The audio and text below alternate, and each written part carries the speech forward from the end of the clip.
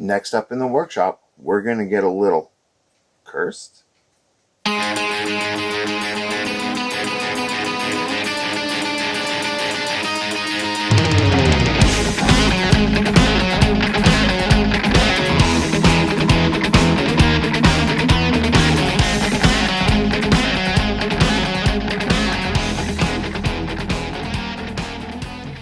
Hey guys, welcome back to the old workshop, where we are continue working on the few and cursed, and we are doing Redhead, one of the main characters out of the game.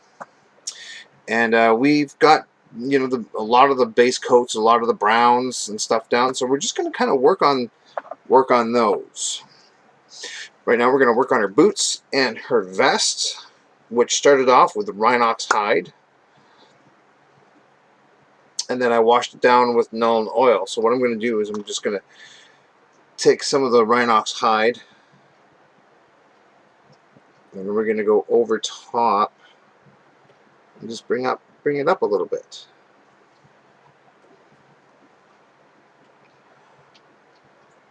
I'm not going to do a lot because I like the nice dark color.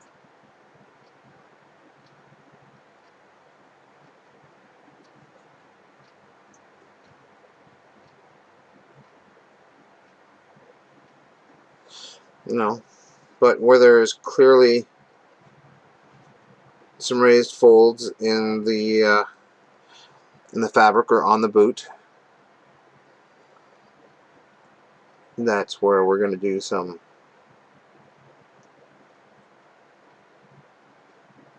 and do a little bit of highlighting, and then we're going to use some other colors to bring out those highlights even more. Now she does have a bit of a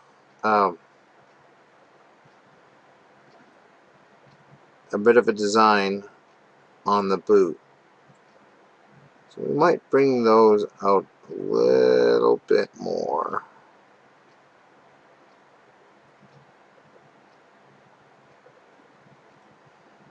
We're going to highlight those. We're not going to make them stand out a whole lot. We want them there, but I don't want them to be ostentatious. I want them to just kind of, sit there.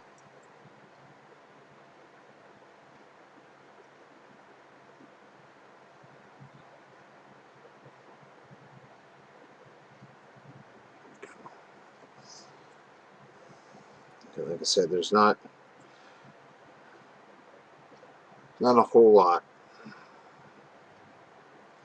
that we're going to do.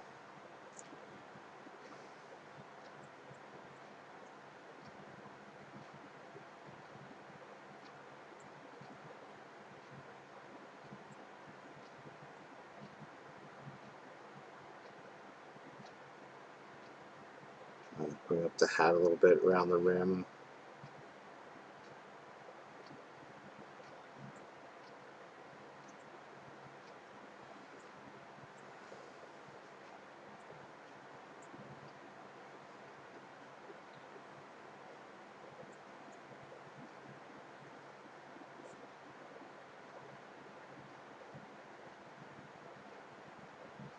Just little tiny bits, little tiny highlights. Okay.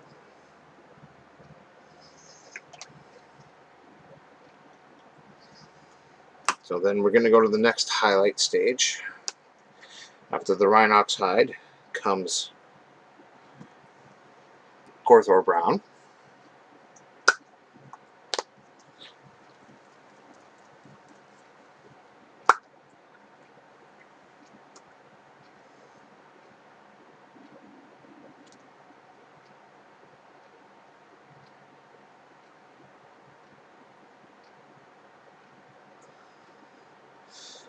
And this one's going to be even smaller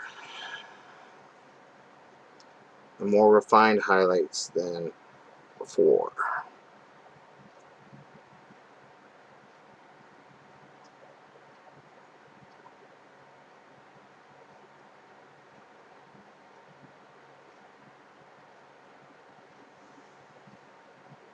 This is where things can get a little tricky, a little out of hand if you're not careful.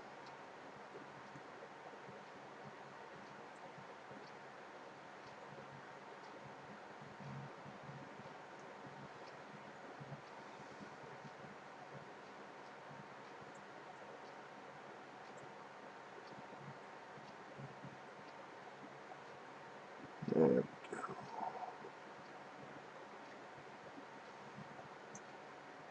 On the boot, going into the boot, we're gonna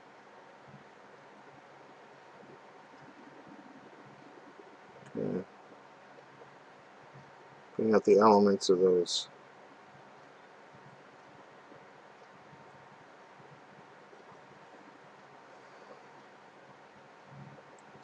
designs that are, you know, actually tooled into the boot.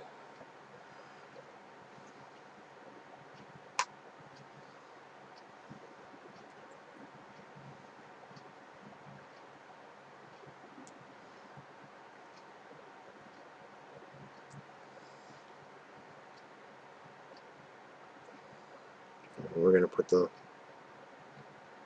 little bit of highlights.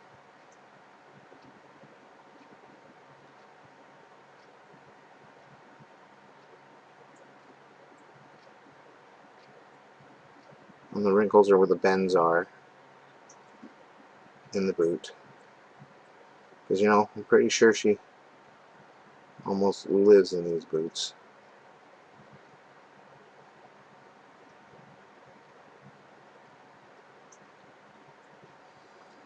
So, you know, they always say that a good pair of boots, or a good pair of shoes, no matter what you're doing, you're going to want.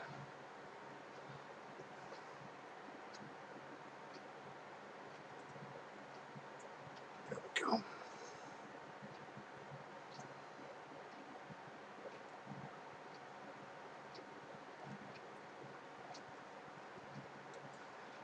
Okay, we're going to do just a little bit on the rim of the hat.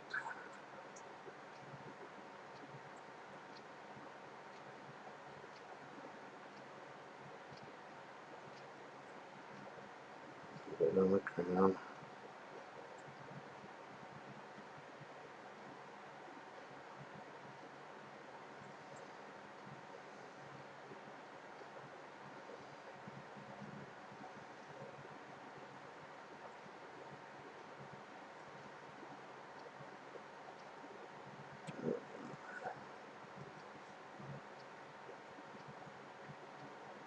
There we are.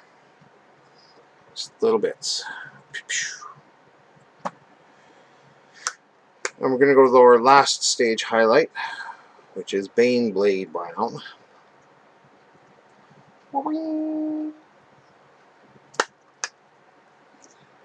And, well, this one is literally just going to catch the highest and the sharpest points. So very little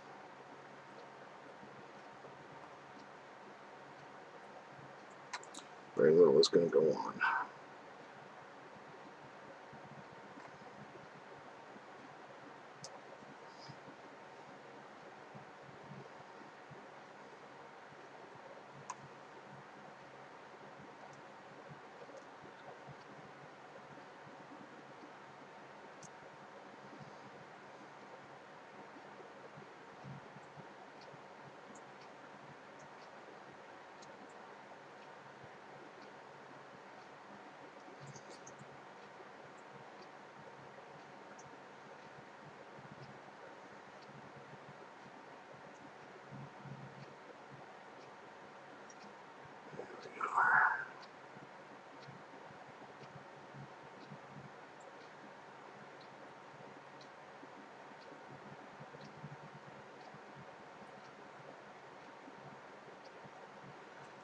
Kind of gives that kind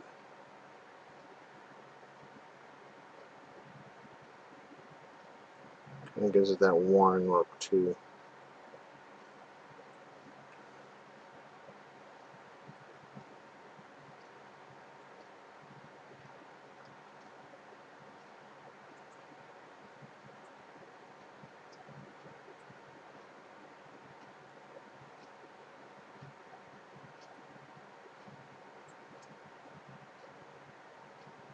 There we go.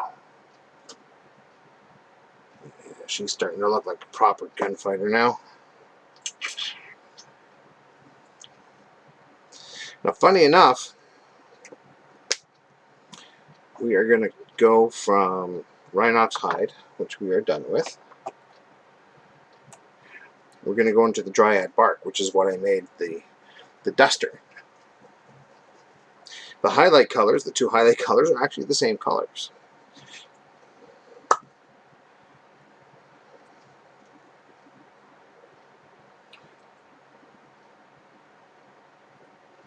But we're going to build up the Dryad bark a little bit.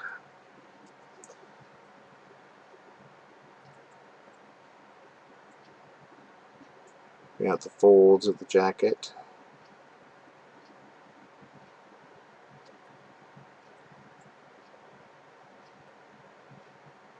The cuffs.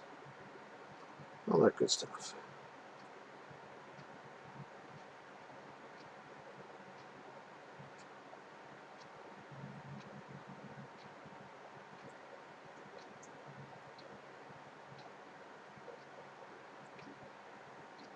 Basically what I'm doing is I'm just trying to follow the folds that were already laid out in the sculpture.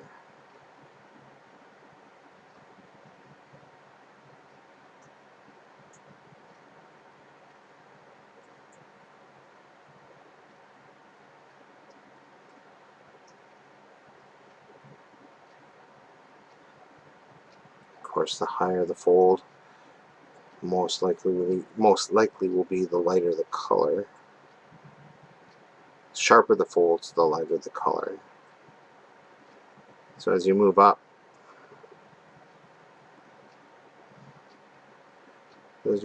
through the folds, you're actually going to basically naturally highlight the jacket.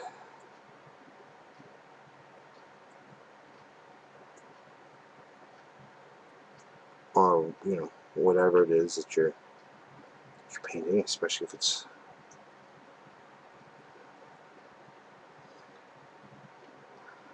capes or capes, cloaks, dusters, anything that has folds.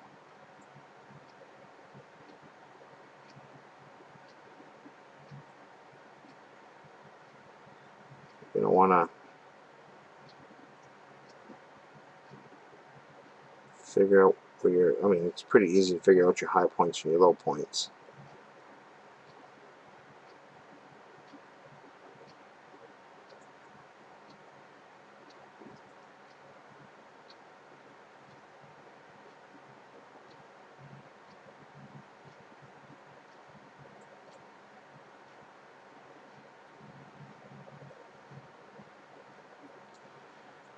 There we go. So I don't know if you can see how well you can see that they are different shades of brown on her vest and on her outer jacket. The vest is a darker brown. The outer jacket is a slightly lighter brown. So the reason why it's slightly lighter, at least to me, is it's sun bleached. It's taken a little bit more, environmental. It's had a little bit of environmental toll to it.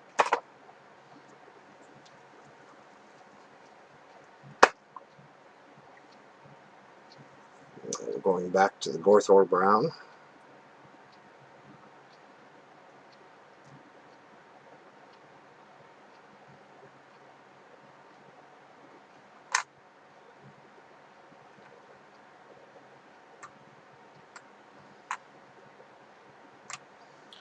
They're going to give highlights on the jacket.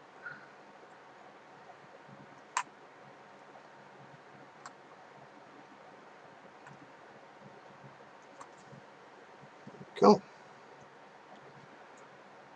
So now what I'm doing is I'm picking out the higher folds.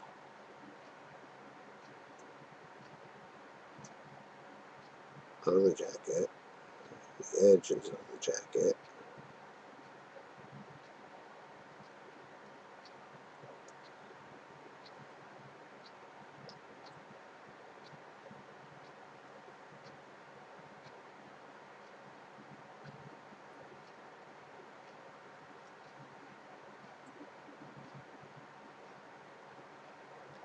So where you can kind of see where all the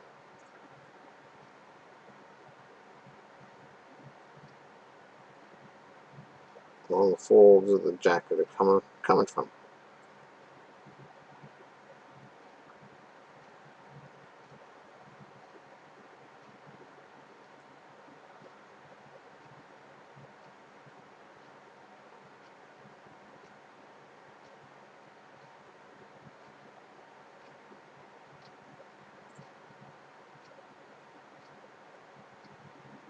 And we're going to kind of do the edges.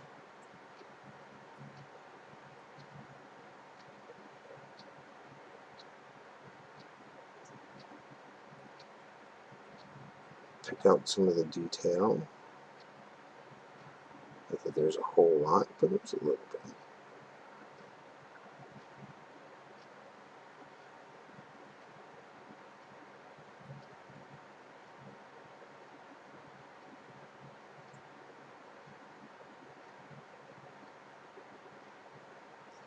And this is all just little bits here and there. Oops, I dropped something, but that's okay. I think it's terribly important to what I'm doing right now.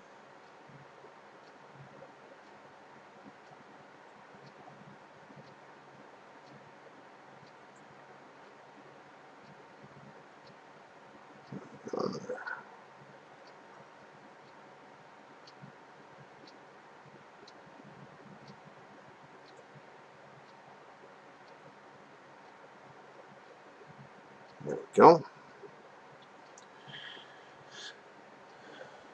You can kind of start to see how the detail is beginning to be picked out. Yeah, sometimes, there we go.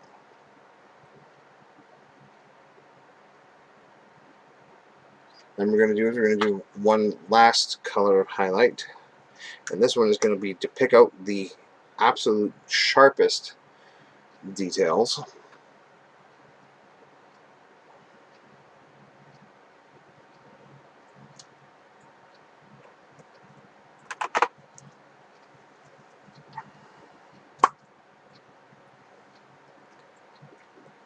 You know, kind of like the corners of the cloak or the corners of the duster. The sharpest, the smallest and sharpest tips on the fabric. Just to give it that little extra movement, a little extra oomph. You don't want to overdo this color. I just want to pick out a few spots.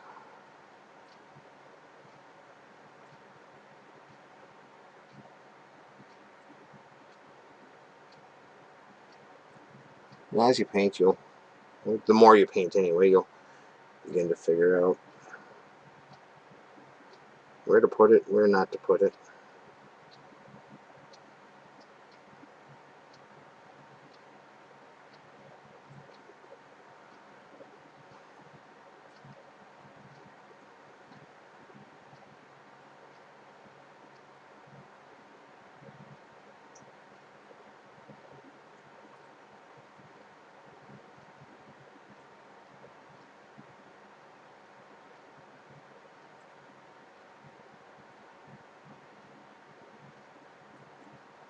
Again, like I said, it's kind of at the highest points.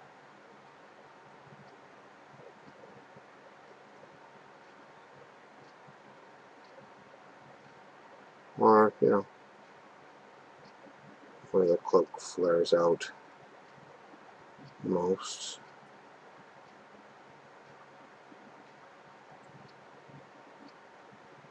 A little on the hips, top of the arm, a little bit on the edge stitching.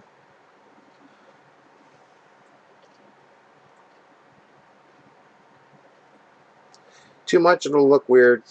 Too little, you'll still be okay.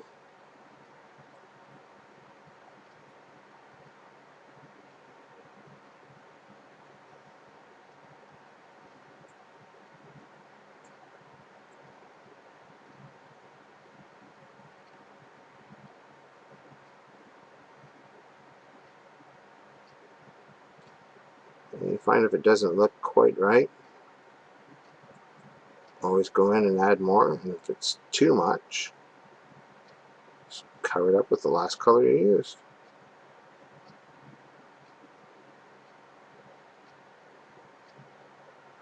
Very little on a miniature is actually irreparable.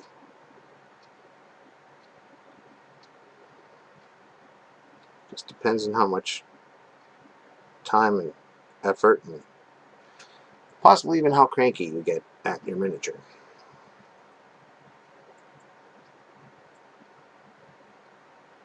I know that I sometimes can get very cranky at the miniatures just because the colors are not coming together the way I want them to come together, or what have you. So just take your time. You're not in a rush. This is an enjoyable hobby. This is something that you should just be able to sit down, relax, and do. You don't have to worry about being the best of the best or being the most creative. Color schemes don't work. You can either strip it and start again, reprime it and start again, repaint it and start again. It's really okay. So what I'm doing here is I'm adding a lighter layer of skin tone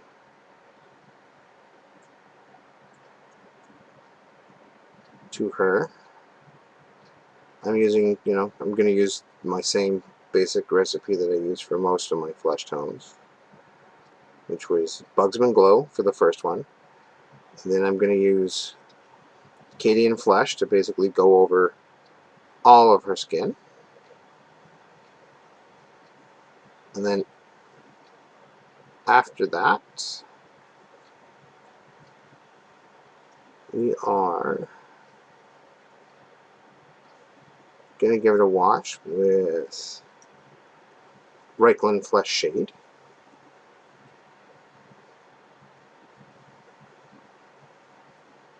And we're going to go over it again with the Cadian Flesh tone.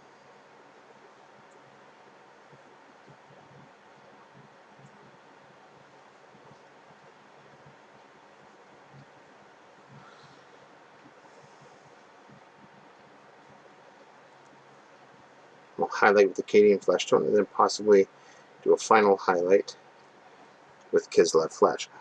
We'll see how it goes. I'm not promising you nothing, but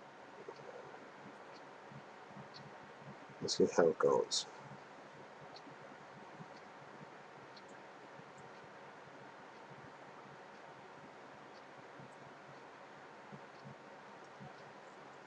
So I try to give a thin but solid coat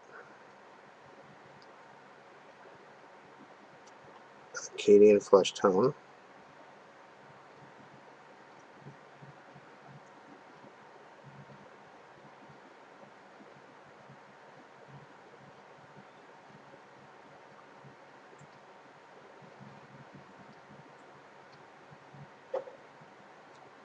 So we have something to work from.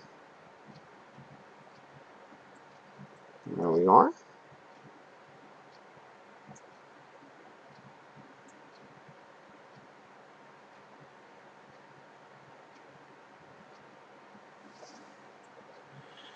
Well, we're getting there.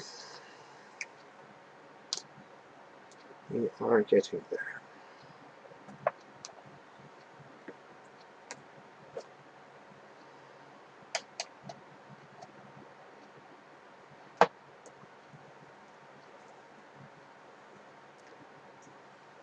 What I'm going to do is I'm going to take my Franklin flesh shade.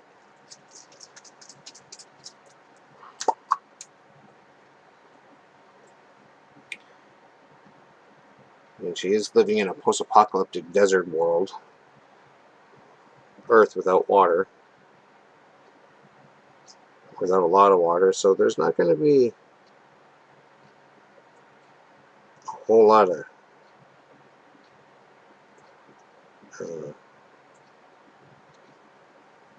shade and stuff, I don't think.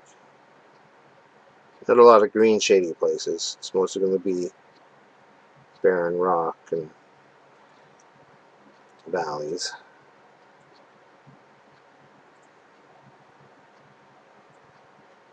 So she's still going to be a lighter, fairer skin, but she's still going to be a little bit darker.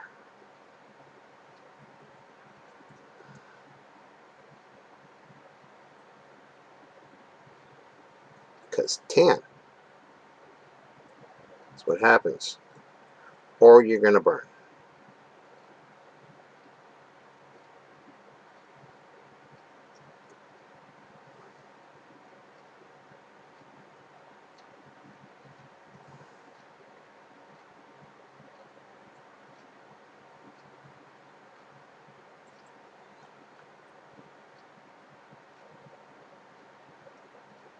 There we go.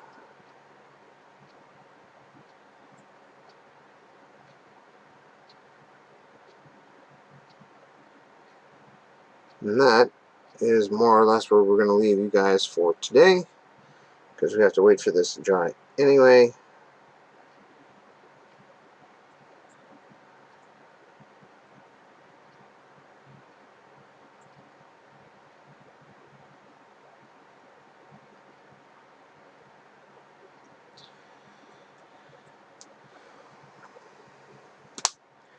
And we're just about done for our time anyway. So, it's been a pleasure sitting with you, painting with you again today. Working on our Redhead miniature from Few and the Cursed by Rock Mansion Games.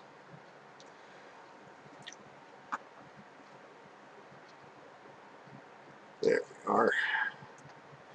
Well, until then, stay safe, be safe. Please keep doing everything that your health organizations tell you to do. Get vaccinated, keep your masks on. We're almost through this, in theory. We'll wait and see. So, until then, we'll see you in the workshop.